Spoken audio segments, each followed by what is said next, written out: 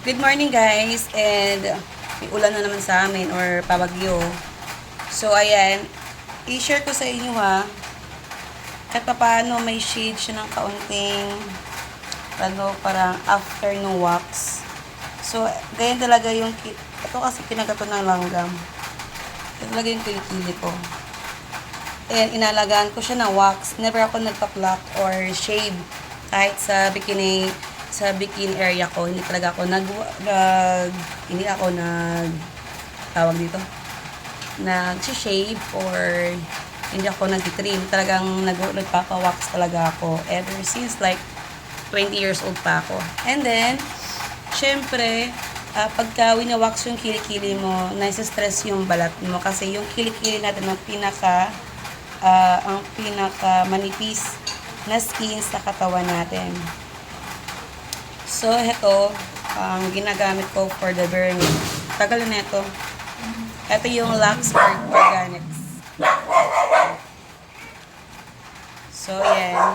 Nabibili din to sa ibang store sa mall. And meron din dito sa Orange App. Meron din sa TikTok. Ayan. So, ito lang yung nakakatulong sa akin na pumuti yung kilikili ko. Mga ilang araw lang yan, mawawala na yan. Ayan. Guys, pumili kayo ng mga organic or yung mga less na maraming ingredients kapag gusto nyo pumuti yung kilikili nyo. Kasi maselan nga yung skin ng kilikili natin. Hindi basta-basta kung ano-ano lang ginagamit. Iwasan yung gumamit ng roll-on. Kasi the more na nirarab nyo up and down, doon nasisira yung tissue ng skin ng underarm niyo. Kaya siya nagda-darken. Yes po. So, I highly recommended na gumamit kayo ng Lux Organics. Ayan. Ganyan lang yung kadami lagay mo. And then, yes. Goods na yan.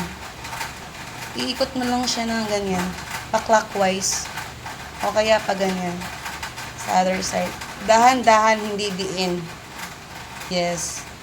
Hindi ka na mangangamoy putok na ito. Hindi ka na magkaka-body odor. And trust me, puputi yung kilikili nyo.